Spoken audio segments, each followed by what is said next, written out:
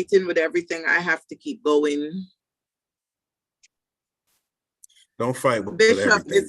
it says the webinar is being live streamed. So we are on live on YouTube, everyone.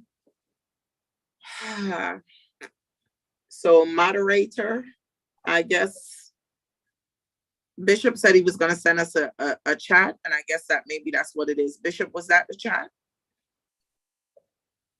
for us to begin? Yes, ladies. Thank And you. gentlemen. Thank you. I don't Appreciate identify. Oh, I said gentlemen. I know. I'm messing with you. All right, Dr. Tonelli, take over. Hello, everyone. My name is Dr. Nelly, and I will be serving today as the moderator for this free Zoom webinar hosted by Saffron Giving. And today our topic for discussion is going to be, should we negotiate the non-negotiable? What are the things in a relationship that you cannot compromise on? Give the mic back. Awesomeness. Before we begin, I would like to tell you guys a little bit about Saffron. Saffron stands for Simple Aid for Families Requiring Ordinary Needs. And this is an organization that basically was created to bring the village back together.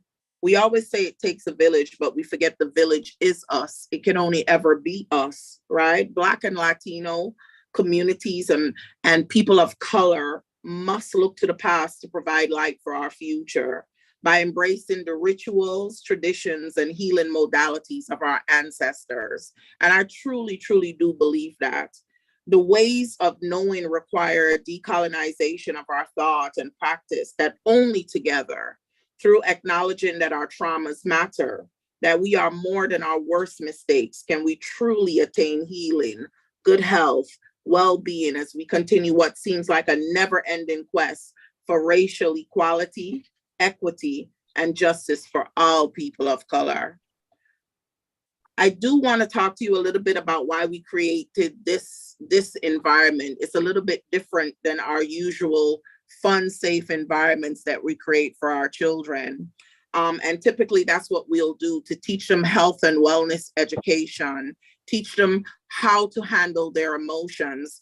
And then the reality is, as adults, we still have to learn how to handle our emotions because they're a big, important part of life. We think about those emotions as signals that give us information about what we are, who we are, and what we're experiencing in the world around us. And if we as adults can sometimes be confused because of the way our emotions come and go, then imagine how our children must feel. So we have these fun environments for children. And then because of the global pandemic, we pivoted and developed this Zoom platform and webinar platform so that we can heal together as a people. We can have expert therapists that soon Dr. Nelly will introduce you to, help guide us through our healing together. And I fully take advantage of their expertise. And it is, I want to tell you, a tremendous help, this platform. I sometimes pivot and don't stick to my script because I think it's important that you understand how passionate I feel about this and how much I want you to invite the community to what Saffron is trying to give you guys for free so that we can all heal together. Having stated that, I'm going to yield the mic back to Dr. Nelly so that she can introduce our panelists. And then we can get started now that I've introduced you to a little bit about Saffron. Dr. Nelly? Yes. First, I'd like to introduce Siobhan Matthews Green, who is a psychotherapist and assistant clinical director. Her website is onyxtherapygroup.com, and her IG is Onyx Therapy Group. Then I'd also like to introduce Jamal Kizzy. And he is from the Keziah Family Tree Counseling and Wellness. And Jamal.Kizzy at KeziahTreeTherapy.com. We will also have his additional information listed later if need be. His website is KeziahTreeTherapy.com and his IG is Keziah_tree_therapy.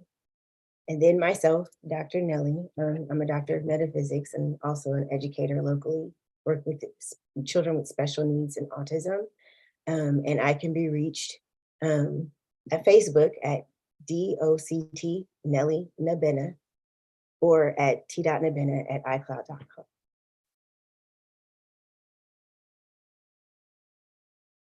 Excellent. We would like Dr. Nelly to issue our medical disclaimer. That's going to be important before we begin.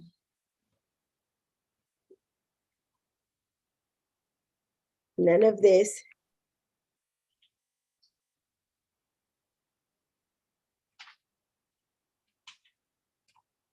I'm sorry. No, it's okay. I'll do it. This space is not meant to replace your relationship with a licensed counselor, physician, or mental health therapist. This is a safe space that we've created. We want to invite your participation. We will present for about 10 minutes each, a little bit of information on the topic, and then we open up the last 30 minutes to all attendees. You can please put in a chat and ask a question, or you can be unmuted and speak if you would like to share. Okay, so that is our medical disclaimer. We are not here to replace your therapist. Actually, we do encourage that everyone seek some form of therapy because it is very, very helpful. I speak from experience. Thank you. I guess because I did take over her portion of it, you know me as Tracy. I am a lovable registered nurse. I am also certified case manager. And I do like to talk to everybody a little bit about the reason why I choose my topics, and I'm very direct. I am not a therapist, so I don't have that emotional, mental therapeuticness that Jamal and Siobhan is going to give to all of you. I'm very direct in the things that I say sometimes. So please bear with me, roll with me. My topic right now is going to be healthy compromise, is a part of growing together and should make us feel happy and fulfilled. Well. Oh, I love that I chose that topic. And I'll tell you why I chose that topic. And I'm going to say this to every person in a relationship that's listening. Compromising in a romantic or any relationship is finding that middle ground between you and your partner's wishes, habits, or preferences. So compromise basically means partners come together for that critical decision making, right? And that's very important. And that can be around simple things like, where do you live, right?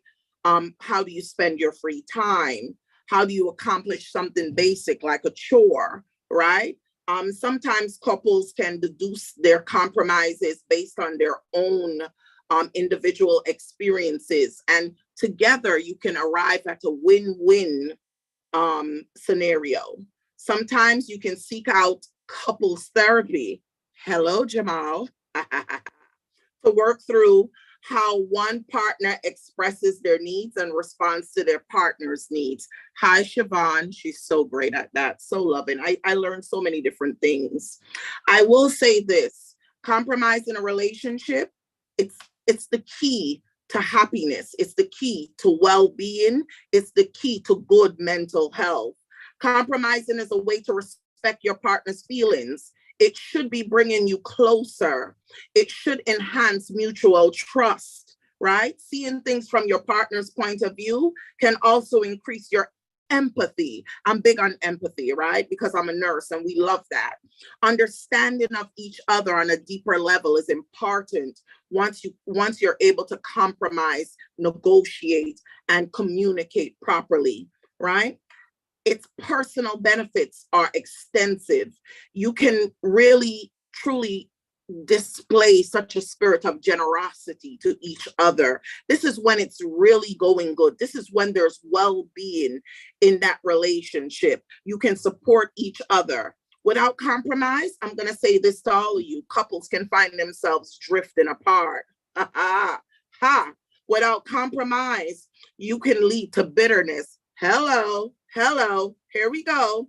One member of the couple might be feeling like their partner is stubborn and selfish. Come on, brothers. You know I'm talking to y'all. You know what I'm saying? This can also make a partner feel used and undervalued. Females, what up? I represent honor. Here I am. Yes, yes, yes.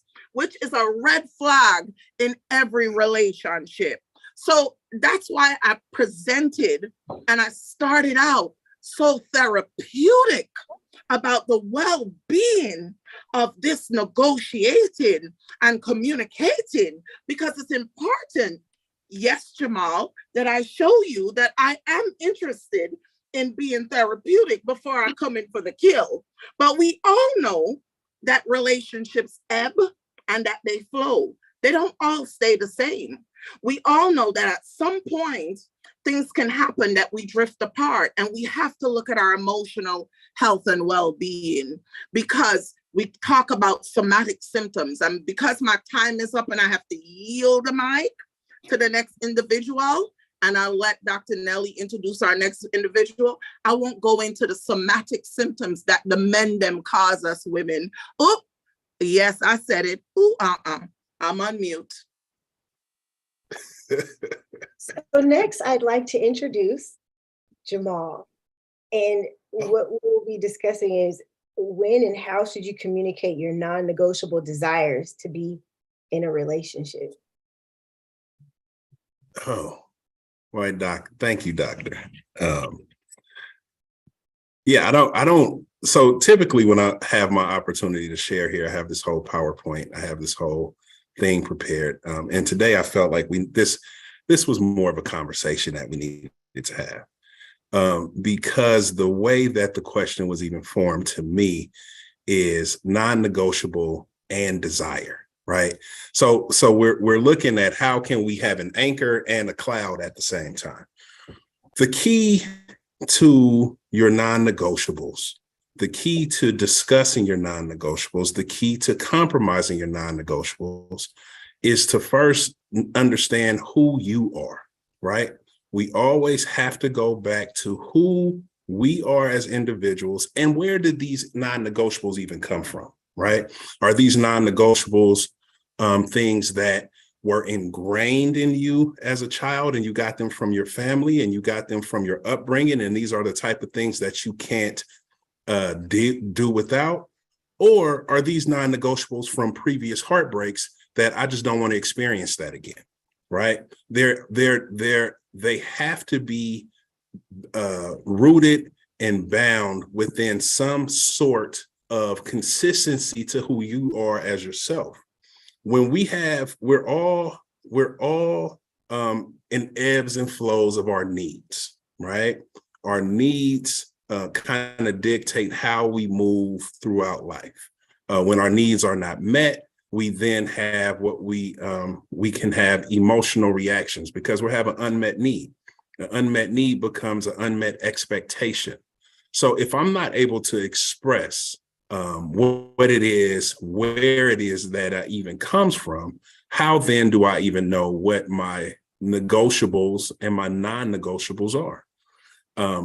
So often, so many of my beautiful, well, I'm not even going to say my beautiful sisters. I'm going to say my beautiful sisters and my beautiful brothers. We come into these relationships and we come into them, especially as folks of color, we come into them as a battleground, right? We come into them as a negotiation space where I don't have to, and what's a high value, and what do you bring to the table, and all of these nonsensical arguments that we are flooding ourselves with throughout the internet, throughout these dating circles and things like that.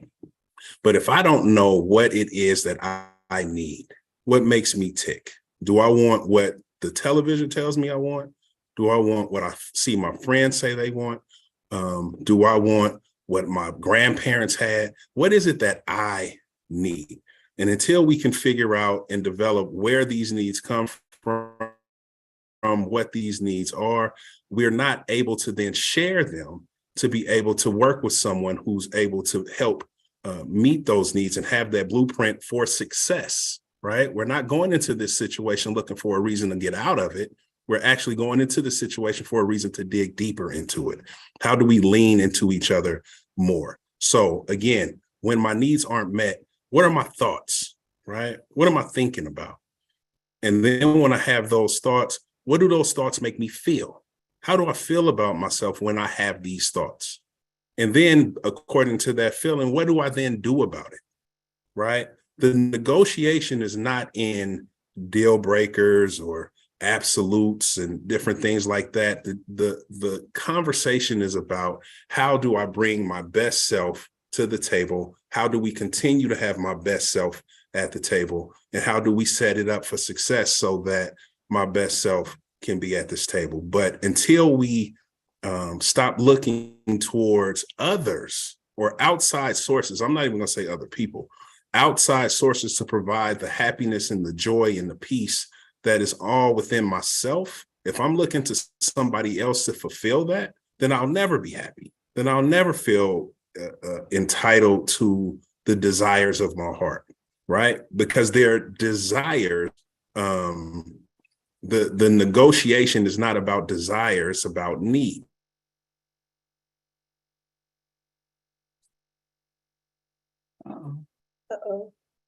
Right? It's about encouragement. So again, what are these values? These things, talking simply, who takes the trash out, right? We're talking about, am I breaking up? Everybody, can you guys hear me? My internet says it's unstable. Okay.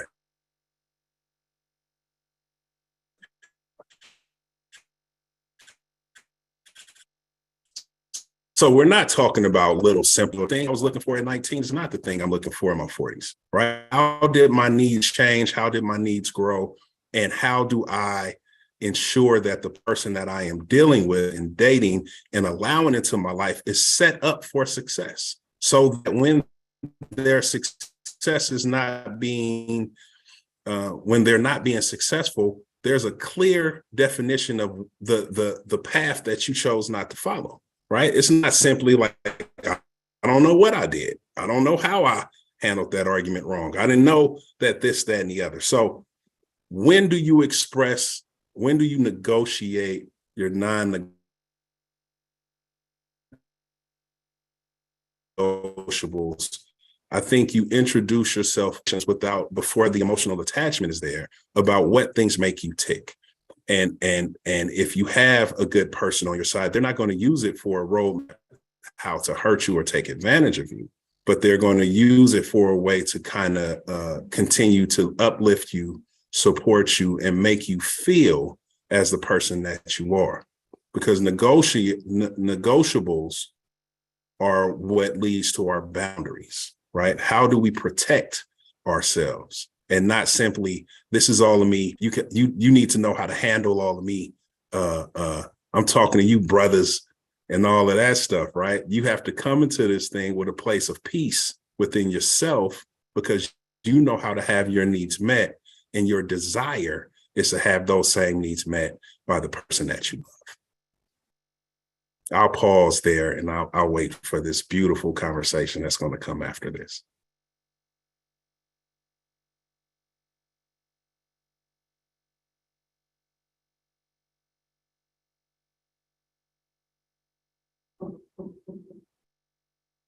So, quick question. Yes, ma'am. How,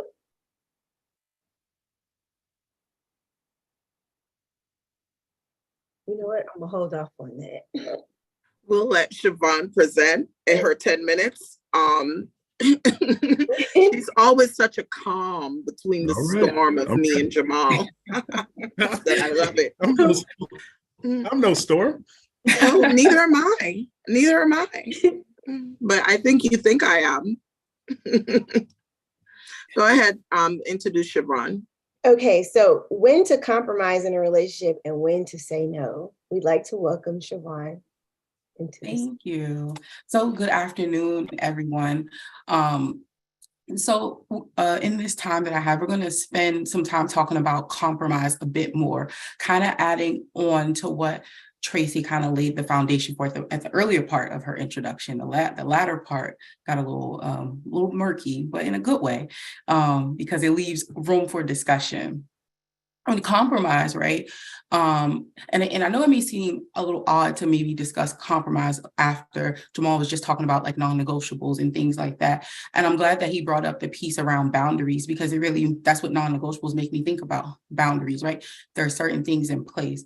But boundaries, like most things, have like layers and levels to them. You might have very rigid boundaries, which in certain instances are okay. And that's what non-negotiables remind me of, very rigid boundaries. And then you have maybe some porous boundaries where things kind of like are a bit more passive and kind of just let them come in. And then we have like some assertive boundaries, which is kind of the things in the middle. And a part of being assertive in communication and in your boundaries is compromise. And this is why it's important to have both of those things together. So the non-negotiables and the ability to compromise. So compromise, we're going to just start by defining it, right? If you Google it, a whole bunch of definitions will come up, but it's an agreement, right? It's an agreement or a settlement of a dispute, and it is reached by each side making concessions, right? There's a middle state between some type of conflicting opinions or actions, and it's reached by a mutual concession. And I think that part is important to remember in the compromise, right? We don't want the compromise to mean that you need to go against your own values, your own core beliefs, boundaries, and you definitely don't want it to discount or invalidate your feelings. Any compromise that goes into those things is most likely unhealthy, right? So a part of compromise is also still remembering that it's okay and important to know when to say no. We want to figure out how to find a healthy compromise by helping to like bring a balance so that both partners feel heard, understood, and can agree on an effective solution. And then the hope, like Tracy was telling us earlier, that this will lead to a healthier relationship and positive growth. So healthy compromise is going to need to be mutual, right? When you are in a partnership, you're coming from two different perspectives. Your perspectives are based on like how you were raised, how you see the world, your different experiences, and that impacts how you kind of show up in different spaces of your life. So there are going to be times in a partnership or a relationship where you disagree, where you have some type of problem. And a healthy compromise means that you will figure out how to get out of like some type of impasse that's happened and make adjustments to help resolve that as well.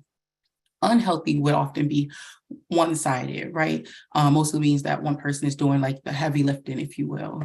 Means you're giving up your own things, you're adjusting your values, and maybe the other person isn't giving that in return as well. Keep in mind that a healthy compromise also has a specific goal, right? Again, there's some type of problem, and now we're trying to figure out a better way to get on the other side of the problem. And so keep in mind that compromise will have a specific goal. And so you'll use different techniques and tools to get through that, such as like problem solving, definitely communication as well. Also, it's important to note that healthy compromise kind of helps you to become your more authentic self. And I think that's really important to ground yourself in that, right? I heard Jamal talking about like figuring out who you are, and maybe are you basing this on things that you've seen, or maybe how it should be, or is it based on your authentic self? But part of healthy compromise is when change helps you become your more authentic self for you, and then I'll be reflective, of course, in your relationship. You want to choose these kind of short-lived discomfort, because there can be some discomfort happening in compromise. But the hope is that the future will have a better outcome for this temporary discomfort. And so thinking about your own authenticity and how you can create that in like a balanced way of connection and identity. It's important to remember that compromising in a healthy way can be hard for multiple reasons. Maybe you just don't know how that looks. Maybe you felt like you've compromised in the past before and it felt really uncomfortable for you. Or maybe you just don't know how, and so it was like all or nothing. So this, like most tools and techniques, will take a bit of practice, right? You may perceive some of these changes as a setback, again, they feel uncomfortable, and you're not even sure if you're kind of doing it right. And there'll be different things that you may need to compromise on. Again, there will be a specific kind of problem or situation that's happened. Oftentimes couples will have a theme of issues. And of course, every couple is unique, but finances is a pretty big theme that comes up for couples. And so maybe you're thinking like, oh, we need to save, 20% of our income. And maybe the other partner is a spender, like, as long as we got an emergency savings, we're good. And so now you're at this impasse and thinking about how you guys can compromise on that in a healthy way so that we're both meeting our needs, maintaining our values, as well as showing up as our authentic self. And it's really helpful to think about a couple questions to figure out if this compromise is healthy, right? One is like, will this compromise make me feel less than my authentic self? That's a good one to reflect on. And then two, does this compromise only benefit my partner, adding to his, her, their authority in the relationship? Sometimes that means you have to take a step back from the conversation because you won't be able to answer that in the middle of the disagreement that you've come in. So you take a moment to step back and think about how the compromise will look like, right? Taking account to yourself. And so those are the things I would have, a couple questions that I would ask to kind of do some self-reflection. And then also in the reflection, right, taking a minute to think about your own compromises, intentions, and your own past experiences, and trying to figure out if they were healthy or unhealthy. And so I gave the example around the finances, but there are other things that'll come up as well too, right? Everyone is unique and there'll be a set of problems. There are other things that you can figure out how to compromise. Another big one that comes up with couples is sex, right? Figuring out how to compromise on that. It might be someone is not initiating enough, or, someone's sex drive is just a lot different. And again, it's really important to have a conversation about that because, again, we want the compromise to be mutual. If after you compromise on something and you start feeling that resent that was talked about a bit earlier, most likely it wasn't a healthy compromise, and we need to come back and talk about it. And so thinking about when to say no, right? And this part will be quick because of my time, but also just because I'm going to make it sound simple, although in real life it is not. And so we talked about like compromise and how to start making those healthy compromises, right? So now we want to figure out like, when do we need to say no, right? What should you not compromise in a relationship? And we talked about it a little bit earlier, but right, compromise, when the compromise will impact your values, your authenticity, and is disproportionate, right? Those are the things that you want to kind of say no to. Some compromise is necessary for a healthy relationship. And so you should definitely clearly communicate that with your partner, right? Right? Thinking about your values. Maybe you value family, right? Spending time together. Maybe you value your professional goals, right? Your self-esteem is very important. Those are things that you definitely shouldn't compromise on. And so when you start to make changes where you become your less authentic self, then you kind of start to lose your aura and happiness in life. And so you really want to keep that in mind about this might want to be a hard no here, right? This is where I should not be compromising. All right. So healthy compromise is about finding a healthy balance, bridging the gap so everyone feels heard, understand, and can agree to an effective solution. And in that long run, like the balance will lead to growth in yourselves and growth in your relationships. So thank you, everyone.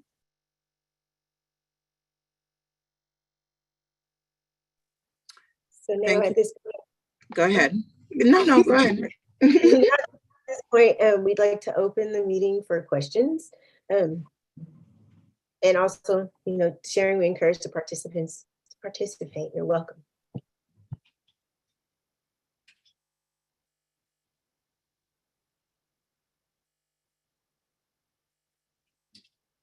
Thank you, Bishop. He's handling our technical and unmuting everyone. And I did put in the chat until one of the participants chooses to raise their hand or speak. My thoughts in terms of if you're experiencing physiological or psychological symptoms of this compromise and this attempt to negotiate what you feel deep down inside to be your non-negotiables. And I think it's important that I point out that anything that is caused in you these challenges where you cannot sleep, where your nutrition is off, where you're experiencing indigestion and heartburn, headaches, migraines, and you've gone to the doctor and these things are not being explained by some kind of ailment, right? And it's all related to the fact that you are negotiating and compromising things that you know deep down inside yourself you should not be. I say stop.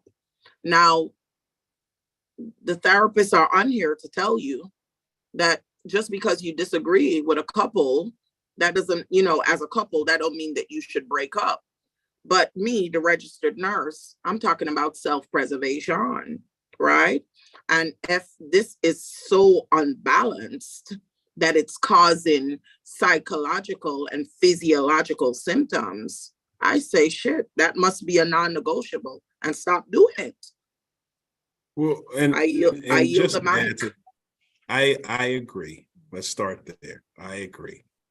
But you don't have to get bit by the dog first to know that dogs bite, right?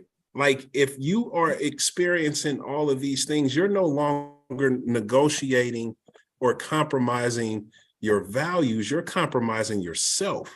And so that conversation has to happen before the conversation I'm speaking of happens before we get there. Because it's not a issue of it just came on to me all of a sudden. Now all of a sudden I have heartburn and indigestion and I don't enjoy sex and all of these things. These things have been building. In the beginning of the relationship, when you are starting to talk, you have to pay attention to what it is that you're saying and what you're hearing and not be led by your desire for it to be what you want it to be. It's so close, everything seems so right, and then it's this little thing that keeps happening. When you start to see that this little thing keeps happening, that's the thing that you're starting to talk about. That's where it's the beginning of the conversation, if you will.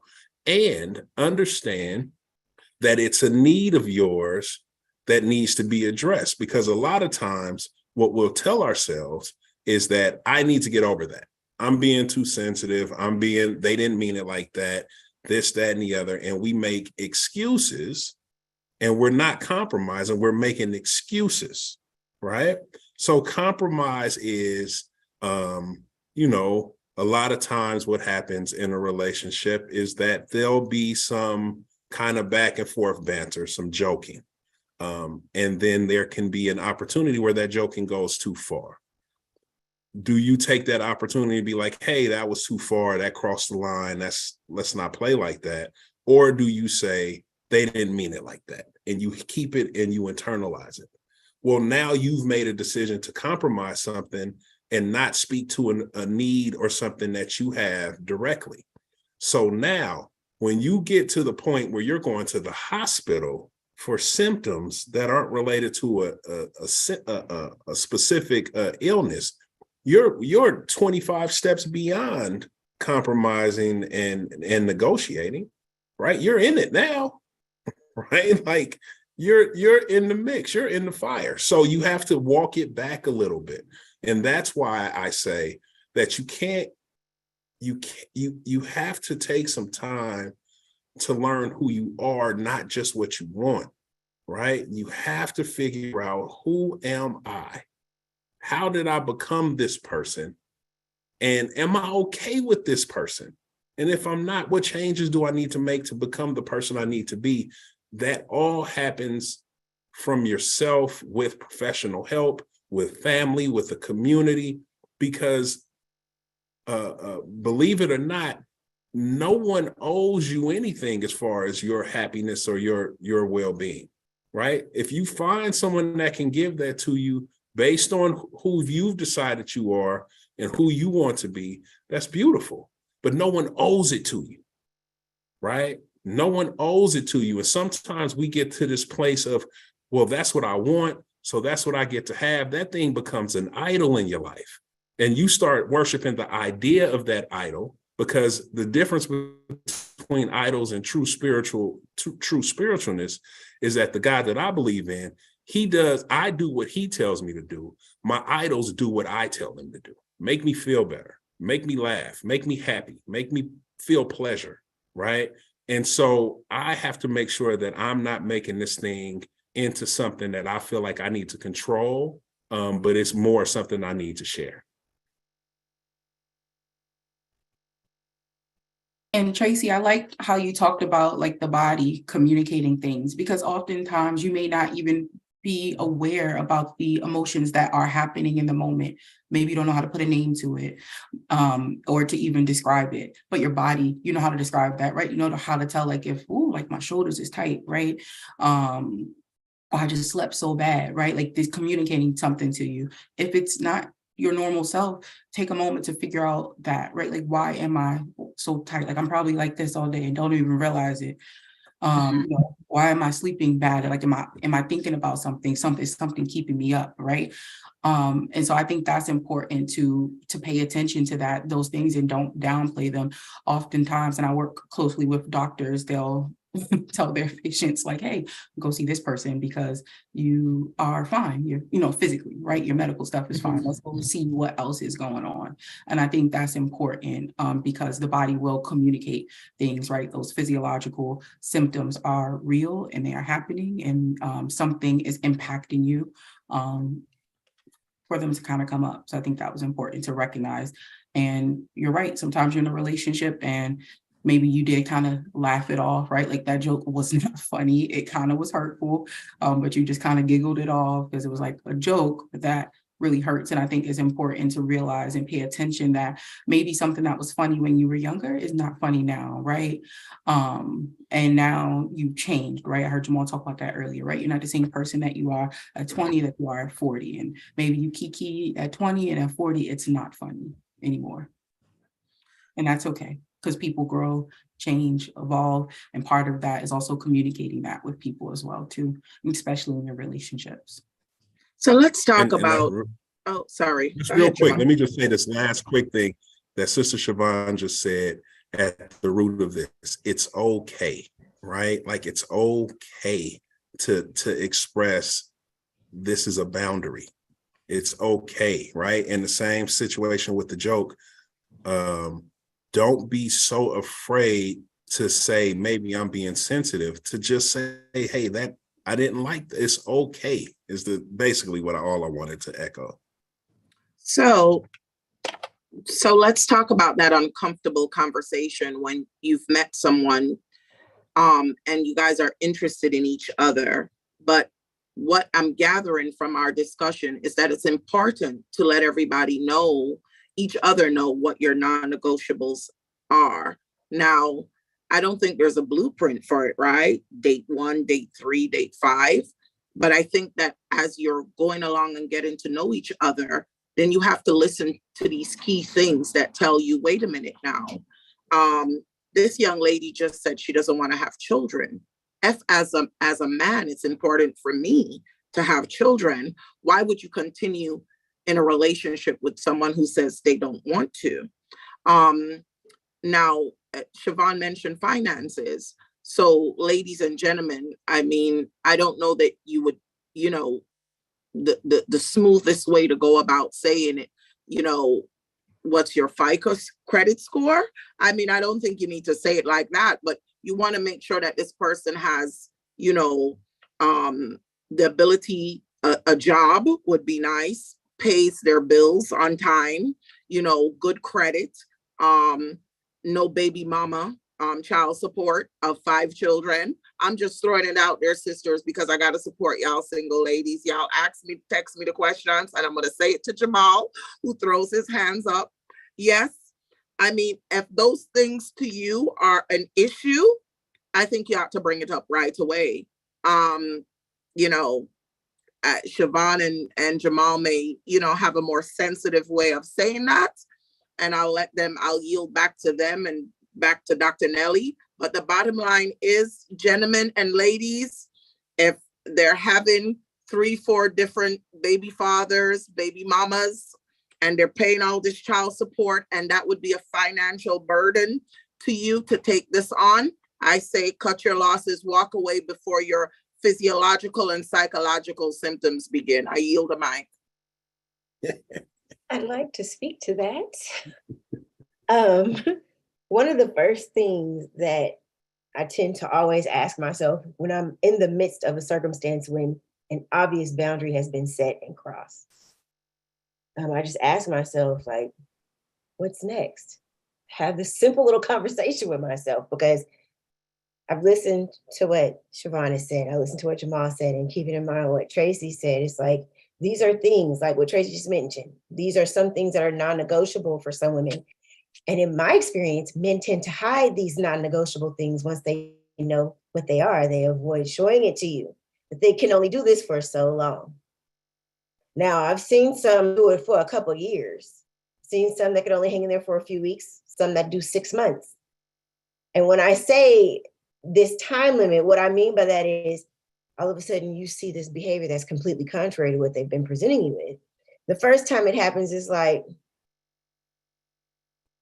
and this is just from discussing with other women, and how they all articulate it differently, but it's still that moment where it's like you look side to side, did that just happen? Because this is clearly not okay. So for me, I ask myself that question because it makes me take a moment to breathe and not become emotionally inclined with how I express myself about things. And this is just something I've had to learn to do. I've had to practice.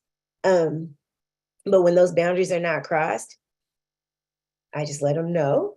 It doesn't matter if it's a person of the opposite sex I'm in a relationship with, or even a friend within any relationship. I let that be known that this is a boundary that's being crossed. And I'd appreciate it if you stop. And then when they don't stop, I remove myself. I'm not going to elaborate or have a conversation about it. It's non-negotiable. It means it's not up for discussion. And when they want to be adults about it, then we could talk about it. I don't care if it's my boyfriend, my daddy, my cousin, my uncle, or my husband. I don't care if it's my mother, my sister, my grandmother, my auntie, or my daughter. It's not up for discussion because it's non-negotiable. That's what non-negotiable means for me. And it's important because when a boundary is crossed, trust is lost. And trust is very important for me because without it, you don't got a pot to piss in, a window to throw it out of, or feet and legs, as far as I'm concerned. Mm-hmm. That's just where I leave it. So I want to ask the professionals, the therapists, because this involves communication too. And sometimes stating, hey, this is a non-negotiable, if it's not communicated or articulated well enough for the individual to understand, it's literally like, it goes over their head. So what are some things that, as I will present this first to Siobhan, what are some ways that you would handle a situation like that? Just to make sure I understand the situation, you mean like the people who show who they really are sometime down the line? Through crossing boundaries, because they can't hold them no more. Yeah, no, I think, one, I'm glad to hear that you have boundaries and that you're aware of like how that feels when it's crossed. But I think that you can communicate that to that person. And I think crossing boundaries, I think about it in a lot of ways. One, I think about the relationship that you have with the other person, right? Because, for example, my mom is who she is, and she has room for growth and change, and some things she's not going to change. And so I've come to accept that. And so I work my boundaries by working with her. And that's my mom, that's not going to change, right? I mean, that doesn't mean she can do anything and say anything. It just, I know that if I have something really important to share and I don't want the world to know, I'm not going to her until I want the world to know. That's what I mean, right? Because my mom cannot hold water. If she's on here, she's probably sending me text messages now. But that's what I mean by like, it's different for different people. And I have a really good, close relationship with my mom, and I just know her well enough to just know that. but also thinking about like in relationships and in dating. And I kind of giggled when Tracy talked about like, is this a first date conversation? Because I just had this conversation with my best friend about first date conversation. I'm like, well, I've been out the dating game for a while. I was like, but we should know by first date, if you want kids, you need to be talking about it, because why are we having a second date, right? If you're dating with intention and your goal is whatever it is, dating, marriage and stuff, and this person's like, I don't want to get married, right? There's no need for a second date unless y'all just want to, chill, hook up, whatever you call it, benefits with friends, whatever you call it. But if those aren't your intentions, then you are also violating your own boundaries, right? Be clear in what you want and what you expect. And again, I'm not dating, and so I don't know how off-putting this is, but I think it's important to know certain things up front. Y'all 6 dates in, you got the puppy love happening, y'all in love or in like a lot, and you kind of drop this bomb like, oh, you want kids? Yikes, whole thing blows up. And I think when people start to reveal kind of who they are and you feel like your values don't align, some people, again, have room for growth and change, but some people don't, and they're pretty clear that they don't, and maybe having that hope and expectation that they will can kind of set it up for like a yucky little cycle as well too. But I think it's important to know what your non-negotiables are, which are typically rooted in your values and things that you honed in that are important for you. And if that person, doesn't meet, then that is probably just not a good fit. Amen. Now let's pass the mic to you, Brother Jamal. All right. Well, I mean, it's so many layers of things that have happened and have been said. And so what I will say is this. This is a conversation about keeping boundaries and non-negotiables. It's not a conversation about the key to happiness. There's going to be some times that your boundaries are going to eliminate people from your life that you didn't really want to eliminate. It's going to be hard. And so therefore, you keep to who you are as far as your non-negotiables. For example, Doc, you said something about trust. Trust is a non-negotiable. If someone breaks that trust, they have created their exit plan, if you will. And so you have to stand on that. And sometimes it's going to hurt. And sometimes it's going to be painful. And sometimes you're going to experience disappointment. That comes with the territory. Now, what all of the baby mamas and this, that, and the other, and what we should say on conversations and well, let me back up. First date conversations are awesome. Right. I love first date conversations, maybe because I'm a therapist and I like to have these kind of conversations. The sucky part is that sometimes I ask too many questions. Now I know too many things. And now we're connecting on a vibe of, my need to be needed. Right. And now I'm, it can still become a play. The key is that you're getting to know somebody. You're looking for a reason to like someone. When you have those conversations, there are conversations that, and I don't know how everybody does these things, but are you having phone conversations? Is it just like, I saw you, hey, meet me, let's get something to eat, state your case, keep it moving. Now we're doing some kind of meat market type of situation, right? Once you can get settled into who you are and where you are, everybody has a past. You weren't there for any of this story. What if I got 5 kids from one wife and she died and now I'm trying to piece my life back together, right? It's all kind of reasons how different things can come. So don't limit yourself on your discrimination practices, right? If you are open to what it is that you're open to, there is no problem. I mean, look at my background, right? You got a goal, stick to it, right? You got to make these things happen. But you have to understand that this thing, again, I'm going to say it, is not here for people just to please you. A healthy relationship is about both of you. The other thing about relationships is that we have to understand is that relationships are not always about what can I get. Relationships are also about how can I serve, right?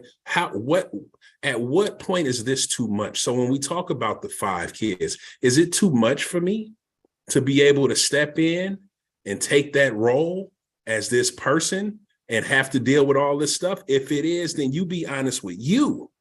Don't be honest with them. Oh, you got too many kids. That's too much. The conversation is, I'm not ready for that level of responsibility, right? Not you're doing too much. I'm not ready for that, right? But again, it's about talking about you. If it's he doesn't have a job or she doesn't have a job, is this something that they're trying to remedy, or is this something that they're trying to rest in their laurels about? If I think that their reasoning for where they are is sufficient for me, then I can move forward.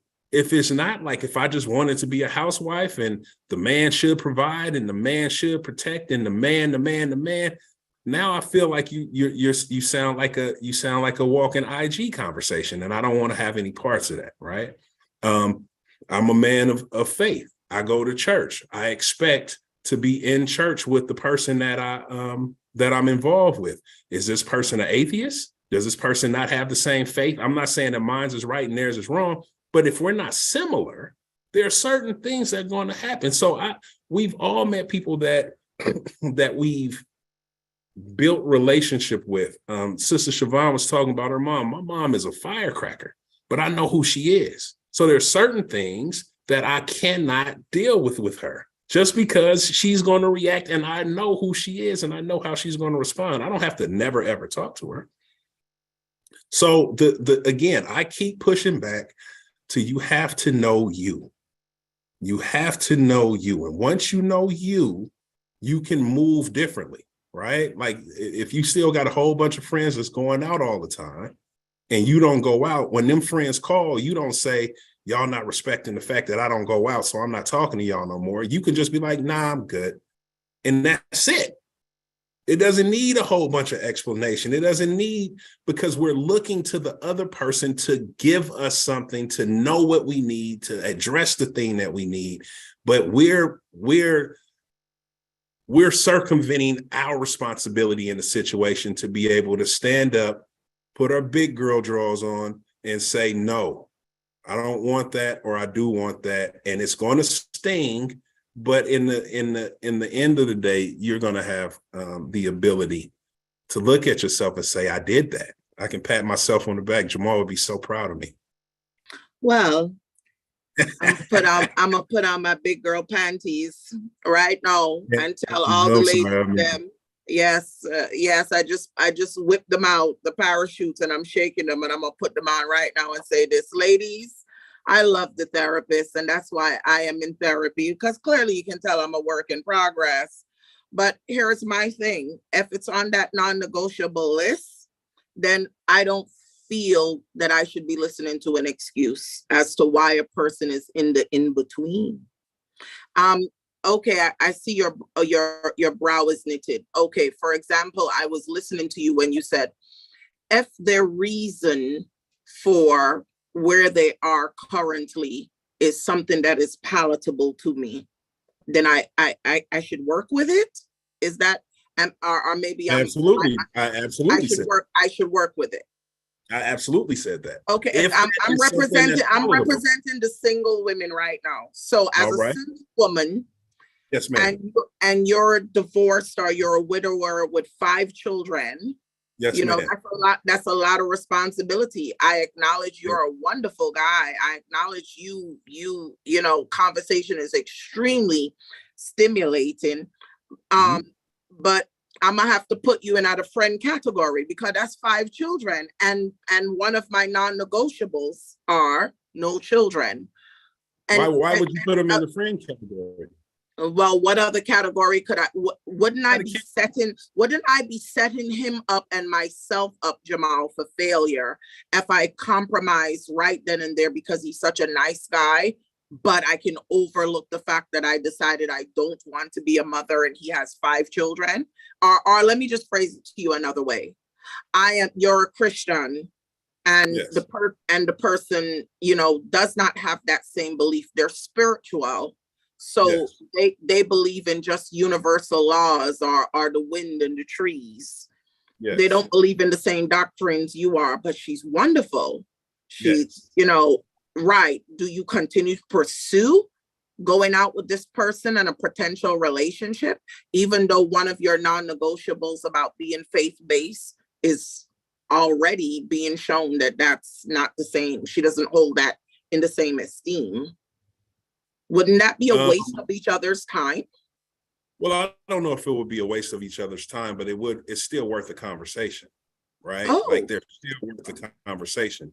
But if there's like, no, I'm not budging, there's going to come a time where what I believe and what you believe are going to come head to head with how we decide to move forward.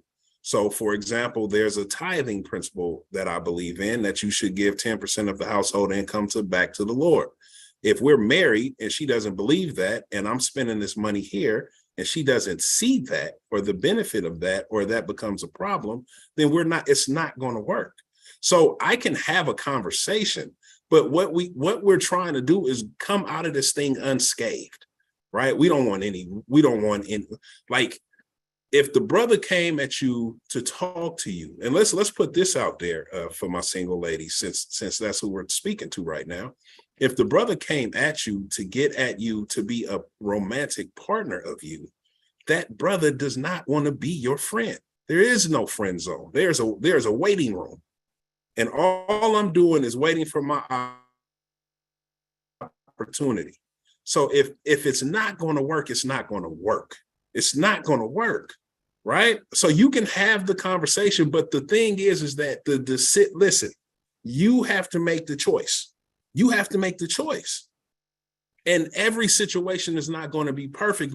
Every negotiable is not, everything is, there's room for conversation, is all I'm saying. But there are things that you will not cross.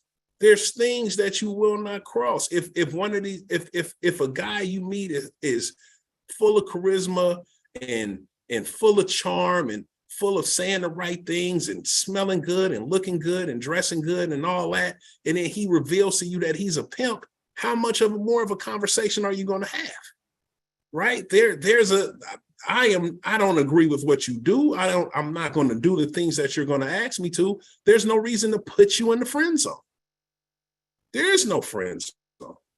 But if you're taking your time and you're being honest with yourself about what you want, what you desire, and who you are, the people that you invite into your path, into your circle, God will make room for those people to grow with you.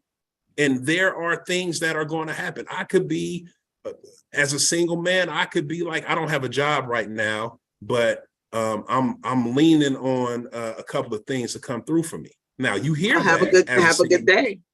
Right now, if that is, but I have a thriving practice, and my thriving practice is the thing I'm trying to build on, and I'm trying to get myself into different arenas where maybe I could speak on some YouTube channel and have some consistent conversations, and then grow my business into where I need it to be. And I want you to be on the bottom floor with me. Is that something you can support?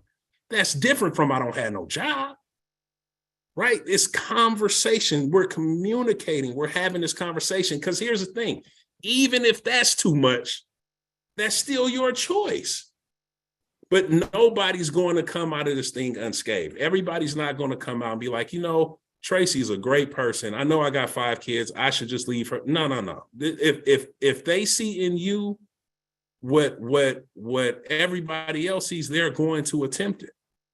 But here's the other part. As a man, everybody shouldn't have access to my wife. So if you're trying to be my wife, then there's going to be some brothers you got to shake off. Right? There's going to be some things you got to shake off. And so you should be shaking off cats that ain't the person that's for you, because, all right, I feel like I'm talking a lot right now. But you have to be able to stand in who you are for what it is you want. And once you start to decide what it is you want, why you want it, and why and how you gonna get it, then you take nothing for granted. If that dude ain't that dude, he got to keep moving, and not let's keep having these late night phone conversations, because I'm just trying to wear you down. These good morning beauties, I'm trying to wear you down. Correct. Take you, I'm trying to wear you down. And if you don't put a boundary up, that if I keep chipping at this wall, it's gonna crack. I mean, I think we're all saying similar things. I guess we do have different approaches. You know, as Siobhan says, sometimes I may get a little murky, but that's only because I'm as a woman out here, I do understand how critically important it is for these young ladies to make better choices from the beginning. And men. Thank you. At least we agree on that. I certainly don't believe that we should be giving people the opportunity to evolve. I mean, what are we talking about here? We're giving you the opportunity to be in a relationship as you work on your own personal growth. Should you, even though I know you may say personal growth is something that you work on continuously, your professional growth, your business, all of those things. I'm just basically circling back to the topic at hand, and clearly we'll need a part 2 if you guys agree, since we haven't even touched the couples. But I'm basically saying this: from the beginning, ladies, there is a flag. And men, they play football. And the one thing I know, I don't know much about football. We call football soccer in the Caribbean. They call football that little odd shaped ball they run down the field with here. But they have a thing that I love when they say flag on the play. And when they say flag on the play, everything stops. In my personal opinion, if from the beginning of that introduction, there is a reason to put a flag on display, I think that you should. I personally, for your own physiological and psychological development to continue, I don't think that you should waste your time. I think that you should make room for the right gentleman to walk in whose non-negotiables align with yours, in my opinion. I yield the mic. Well, 2 things, and then 2 things. Number one, with our football that we have here in America, we have flags too, but we also have instant replay to see if that flag is truly a flag, right? Did they deserve that flag? Now, if somebody comes in the first date and is on some nonsense, you don't owe that brother nothing. Nothing. You don't owe nobody nothing. What I'm saying is that you've spent time kind of vetting this person over the phone or online or whatever. And the first meeting that you guys go to meet, let's say it's coffee, and the conversation goes well, right? It's a good conversation. You're having a conversation. You're just trying to figure out if this person is even worth talking to. And then you go to the second conversation. And in this conversation, after your phone vetting, after your first interact, now we had a real dinner date that we're going to dress up and have some cloth napkins for. If this brother has something that you have deemed as a flag at this point, first of all, you have to know what those flags are, right? For you, it's a job, right? It's a whatever this thing are. But what are your green flags? What are your flags that say, oh, this is something I can keep going with? Oh, this is another one I can keep going with. So when you look back, it's not just one red flag. It's 25 green and 1 red, right? And however, I'm not saying this to be like, give all the brothers a chance. What I'm saying is to give yourself an opportunity to have the thing that it is that you want. There's a thing that we do psychologically to ourselves, that the more afraid of something I am, the more I look for it to be true. If I'm afraid of dogs and somebody tells me there's a dog in the parking lot, in my brain, I'm going to be like, that dog is going to bite me. That dog is going to kill me. That dog is going to do these things. If I'm not afraid of dogs, I'm going to be like, oh, look at that pretty little dog, right? We control what we want based on our thoughts. And all I'm saying is if you have those thoughts about you and you know what you need and you know where you are and you're honest and truthful in those moments, then nobody can come along and pull any wool over your eyes. They can come and present themselves. They can come and misrepresent themselves. People lie all the time. People have heartbreak all the time. Why do you think Mary J been around so long? Right? Because she got heartbreak songs for people because it happens. So there is no way to avoid heartbreak. If that's the conversation that we're having, we can talk about that, but there's no way to avoid heartbreak. But there is a way for you to know who you are, to be able to represent yourself as best as possible, and to put yourself in the best position to have the type of relationship you want to have. Single ladies. Anyone has a question before we wrap this up? We are 7 minutes over our time, but I just wanted to double check with our participants to see if any of them had a question. Dr. Nelly, you can wrap up last. Siobhan, do you have any final thoughts or homework for our participants so that we can come back to the table with this discussion? Because the question was, should you negotiate your non-negotiables? And part of me feel a little conflicted, right? Part of me feel as though Jamal is saying, yes, you should. I'm saying hell to the no, you know? I'm saying you should know what they are. Okay, you should know what they are. And even though I pointed out, if you know what they are, tell him to keep walking. Jamal is now telling me he may have 20 green flags. And that one red flag, that is my non-negotiable. I'm supposed to work with that. I'm a little This is what I'm saying. This is my last word. I think we need a part 2, and I'm excited for it. I am too. Go ahead, Siobhan. Yeah, no, I hear all of that. And as the many people I have worked with professionally and my friends, you know, I heard that there's pee in the dating pool. It's hard out here. So I think the non-negotiables, in a way, just like boundaries, are meant to protect you. And so if you are considering to compromise with those, depending on what they are, some have room for compromise and some don't. And I don't have like a blanket, like, compromise on this one, compromise or not. It's not. It'll take some more effort, but just kind of reflecting on, if compromising, is it going to make you feel less than your authentic self, right? Take a moment to reflect on that. Like, if, let's say, you have compromised on this non-negotiable before, how did it go? Right? Thank you. How did it go? And is this compromise only benefiting a partner, like somebody else, right? You answer those questions, and it might help you to figure out your compromise. But if you know in your heart of hearts that you do not want to be a parent, I agree that 1, you do not continue with that person, and that 2, if you don't need any friends, don't put them in the friend zone at some point. And that's what Jamal is saying. Like, you gotta, somebody's going to get hurt at some point, right? It's inevitable. You got to let them down, right? Like, there's no point in friend, because friends sound like still got some opportunity, and for you, absolutely not. And so I do agree there, right? Like, just, it's, you know, hey, like, I had fun, but it's not going to work out, right? Figure out how you would say that for yourself. And if anything, it could be really helpful to get canned statements. If having tough conversations or difficult conversations are hard for you, figure out some canned statements, right? Some things you can just really text back right quick, like, you know, like, that really hurt my feelings, or no, this is not going to work out. Some really simple statements that mean no. So, yeah. Thank you. I think that's great homework for our participants. I'll yield the mic to Dr. Nelly if you have any final words or thoughts.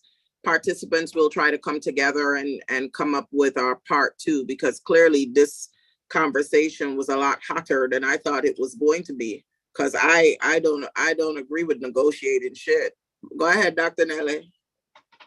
I must say, as a woman who was single intentionally until she was 35, and I've been married for the last 10 years, my non-negotiables are to this day non-negotiable, plain and simple. I have never wanted to be married to a man with a tribe of children of his own. I wanted my own tribe with my man, but if that can't happen, then he can have his. And I say that because with children comes baby mama issues, and I don't have the mental capacity for that. I know my limitations as a mother, a single mother with those baby daddy drama issues. So for me, speaking of a place of knowing that I don't, that I can't, that I won't, that I'm unable. For every other sister out there, I understand that. On another note, speaking to spirituality and religion, I do not think that it is okay to ever decide that someone is welcome or unwelcome in my space because of what they believe. I don't reside in a space of belief. I reside in a space of knowing. So that doesn't matter to me. As long as they're not trying to put their beliefs on me, because I know there's a difference. But can you have can you have a relationship, a coupled relationship, be in relationship with someone who does not share your same beliefs spiritually, religiously? Can it work? I'm gonna say it again. I'm in a relationship now. I don't believe. I go with what I know, and that's safe for me. What my partner does has nothing to do with me. That's between him and his God. Okay, that's good. Just like what I do and what I know is between me and my goddess. And I leave it at that. That's a different level of acceptance, understanding, and respect that a lot of people have not come to understand. But I had to say it within the context of this happening right now, when you have cultural diversity, the way that we have here in California, where I was born and raised. Acceptance is more important sometimes than compromise. And knowing what is non-negotiable and what isn't is essential in being able to know when it's appropriate and when it's not appropriate. And when love is, I'm real big on love. When love is a key factor, anything is possible. Beautifully said. I think that's a wonderful note to end our session today. I think, yes, with love, anything is definitely able to be accomplished once two people are willing to be accepting of each other. But again, I think that's really important that everybody bear in mind some things that Siobhan said, some things that Dr. Nelly said, some things that I've said, because it's going to be important that to thine own self be true. Only you, deep down in your Noah and in your spirit, can know for yourself what you can compromise on and what you cannot. And that's just honesty, everyone. And I just want you to know that you have to first be true to yourself in order to be in any form of relationship with anyone. And we're not even just talking romantic relationships. We're talking friendships. How many people have had friends and you've compromised who you are just to be friendly with these people, and half the time you don't even agree with them, but you just be quiet and go along. We really have to, unpack a lot here, because when we first proposed this discussion, I didn't even know it would open up so much, not just for me, but so much for others that are texting me some questions that we didn't even get a chance to ask Siobhan or Jamal, who are therapists. Certainly, I will say this to everyone attending. We have a list on our flyer of many different places you can access therapy. I think it's a really good place to unpack some of this stuff and to get to know who you are and to get to know what your non-negotiables truly are. And I think that that's a healthy, you can either, reach out to these two, or you can reach out to someone in your own state. If there are no further questions, I'll let Dr. Nelly tell us all goodbye. It's been a pleasure. It's been a pleasure having everyone here. Thank you for our attendees and thank you for our panelists. Once again, Saffron is simple aid for families requiring ordinary needs.